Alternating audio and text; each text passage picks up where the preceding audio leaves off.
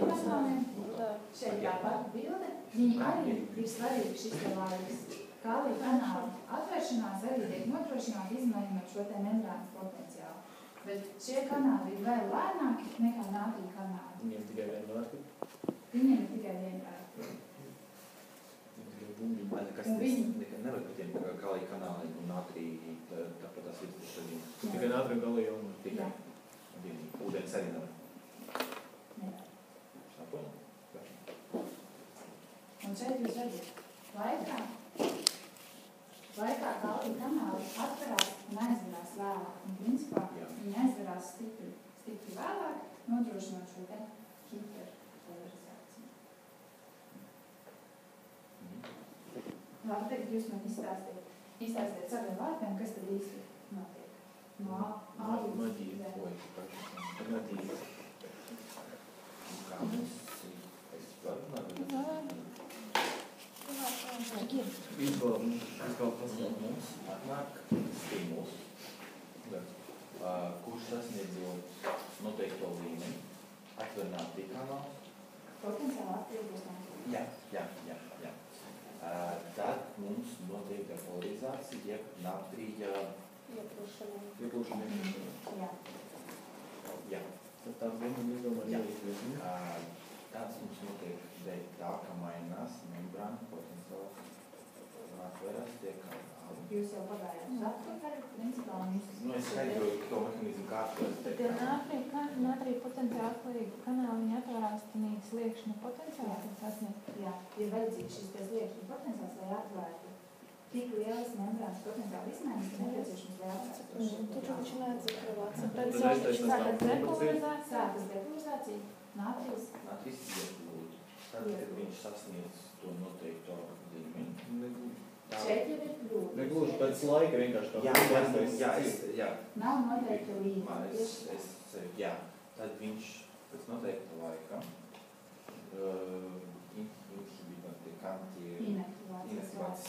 Mainās membrānas potenciāls. Mainās šī depolarizācija, jūs jau redzat, šis membrānas potenciāls mainās nepārtraukti. Kamēr natrijas plūst iekšā, tikmēr viņš aug. Savukārt kaut kur šeit jau atverās kālija kanāli, bet natrija kanāli vēl nav aizvēršies. Jā. Tas ir lēnāks, tas potenciāls. Jā, jo kālija kanāli ir tuvāk nekā natrija kanāli, tad būs bišķi lēnāk.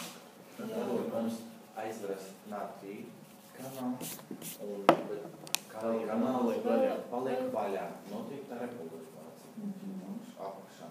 Un tāpēc, kā mums kālija kanāli vērās vaļā bišķi lēnāk, mums arī ir seko hiperpolarizācija. Vaļā ilgāk nekā būtu nepieciešams, lai atgūtu. Kāpēc viņi vaļā ir ilgāk?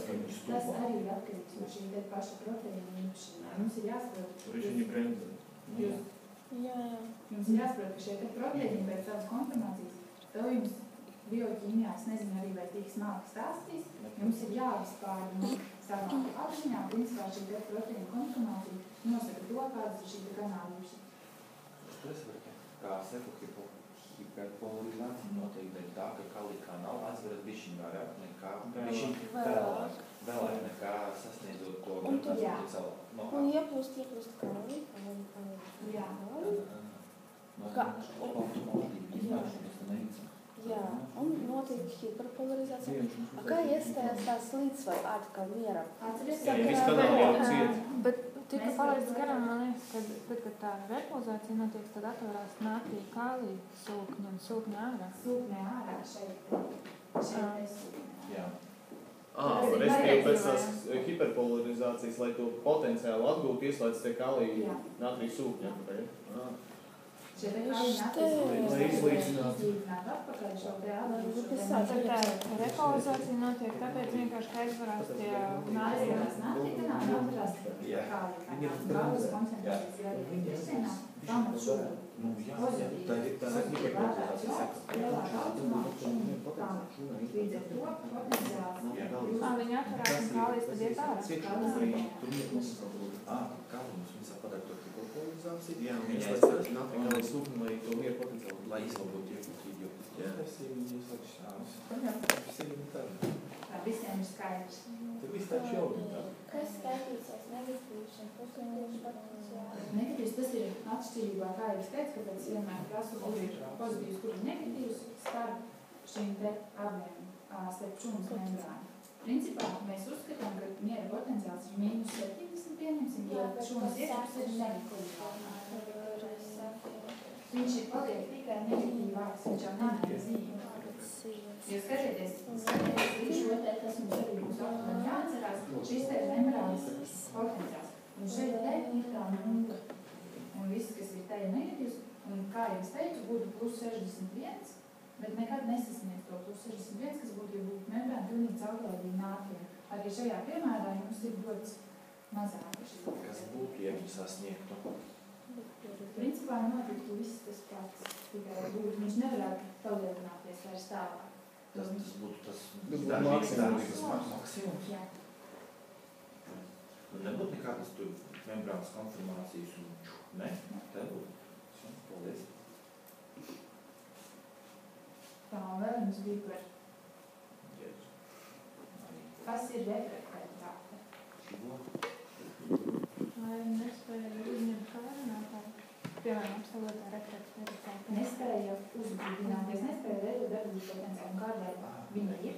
Tāpēc, ka darbības potenciāls sasniegts. Tādēļ, ka jau ir šī te jonu, šī te kustība ir nodrošinājuši to, ka šūna ir neuzbudināma, un tālāk vairs nevar vairāk uzbudināties. Bet kādēļ ir absolūtais un kādēļ ir relatīvais? Relatīvā ir iespējams neliels kairinājums, jo tur jau tā potenciāls ir vismaz atjaunots. Jonu, šis te sadalījums ir tik tālu atjaunots, ka ir atkal iespējams uzbudināt šūnu. Bet relatīvā refraktivitāte ņemiet vērā, ka tam ir jābūt lielākam kairinājumam nekā šim te. Šis te kairinājums mums nedepolarizēs šūnu atkārtot. Savukārt, ja kairinājums ir lielāks, tad mēs iegūsim otru darbības potenciālu. Vēlreiz lūdzu. Jā. Vēl šī te absolūtā refraktivitāte ir tad, kad jonu līdzsvars membrāna, mums apus membrāna ir tik ļoti izmainīts, ka nevar vairs veidoties darbības potenciāls. Nevar veidoties otrs darbības potenciāls līdz ar esošajiem.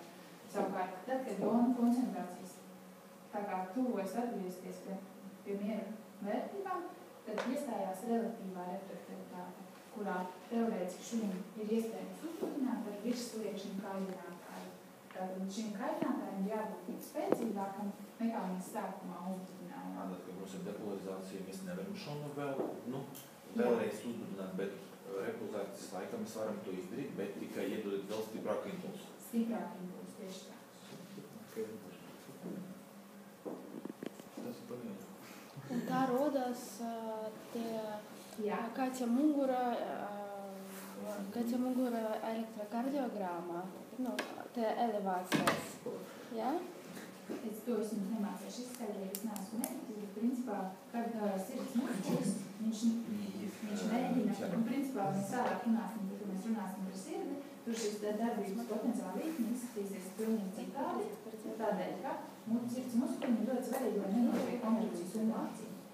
Šajā gadījumā, ja mēs uzbudinām muskulu relatīvās refraktivitātes laikā, mēs varam iegūt sumāciju.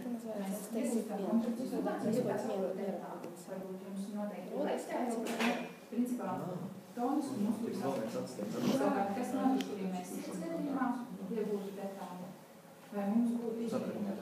Nē, tieši tā, sirds būtu postrifēta, ilgstoši un mums kāda asins sūknešana nebūtu. Un tādēļ šim kardiomyocītu membrānas šim darbības potenciālam cita forma. Viņam plato fāzi, nodrošina tāds jodi, lai nenotiktu šī te kontrakcijas umācija. Un principā jaunu stimulu miocīts var saņemt tikai tajā brīdī, kad vairs nevar notikt. Viņš saņemt vēlāk, viņš ilgāk šī te refraktāra fāze, un jaunas stimulus viņš var saņemt tikai tad, lai veidotos jau jaunas kontrakcijas. Lai viena nenotiktu virsū otrai, lai nenotiktu šī te bet par to mēs runāsim.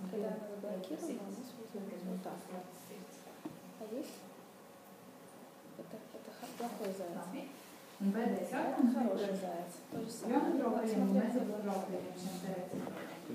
Kas tad ir viens un kas ir otrs? Sāksim ar jonotropiem un mezotropiem.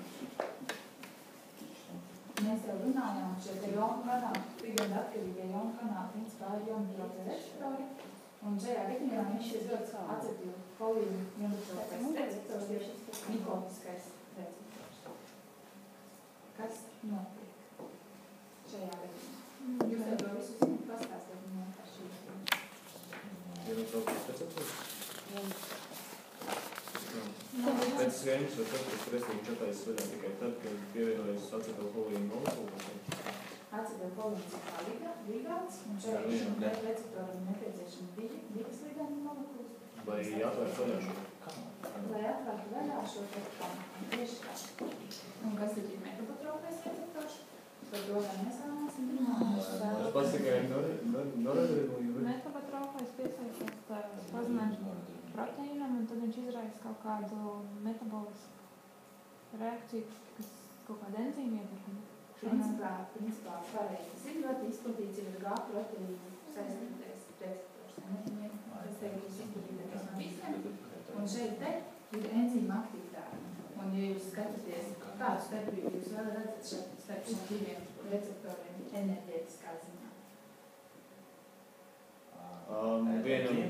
Šim vajag divas molekulas acetilholīnu. Tas šoreiz ļoti, tas ir Tur ir acetilholīnu. difosfāts, un šeit nav.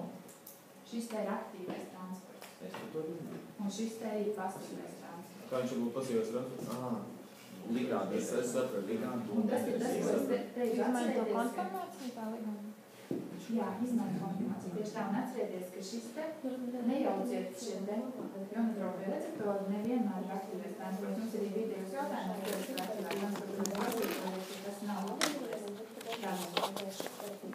Un šajā metabotropajā receptorā izmantota enerģija, lai veiktu kaut kādas arī konformācijas maiņas, jo principā jau daudz, kas šūmā notiek tieši obaluma no konformācijas maiņas rezultātā, un tālāk jau šis mums nav laikromē.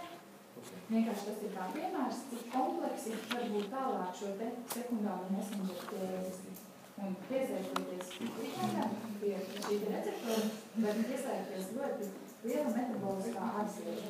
Un principā, kas mums vēl ir jāatcerās, ka šeit mums pienāca viens signāls, viena molekula piesaistījās. Savukārt šajā te ķēdē mēs jau dodam 100 šos te sekundāros messengerus. Līdz ar to notiek signāla pastiprināšana. Metabolējiem receptoriem ir raksturīgi, metabotropiem raksturīgi signāla pastiprināšana. Par to jonotropo var vēl vienu jautājumu? Jā. Sanāk, jonotropais, viņš tas pats, tas natrija kalijas ūdens, tikai, lai viņu aktivētu, nepieciešams uz acetilholīns.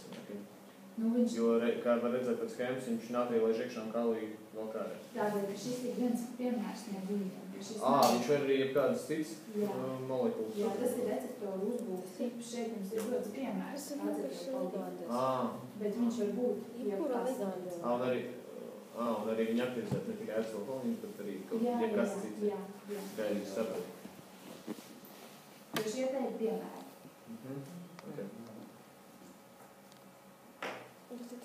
Labi, varbūt jums ir kāds jautājums.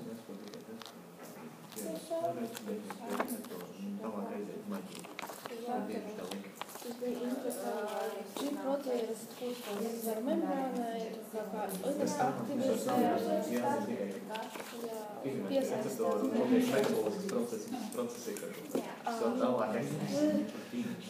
Ja ir kādi jautājumi, droši prasīt.